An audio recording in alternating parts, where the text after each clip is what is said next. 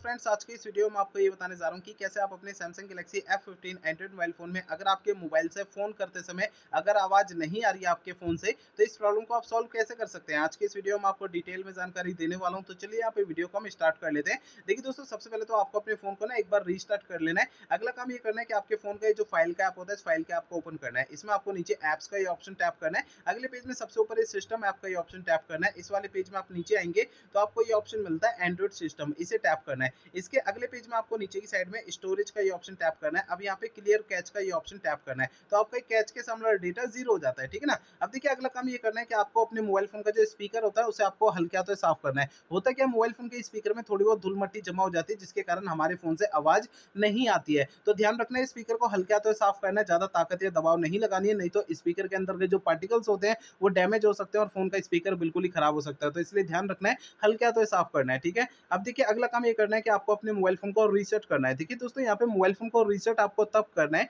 जब मेरे बताए हुए पिछले प्रोसेस अगर कोई भी काम नहीं करते हैं, तब आपको फोन को रीसेट करना है, अदरवाइज नहीं करना है। फोन को रीसेट करने के लिए फोन का सेटिंग पेज ओपन करिए।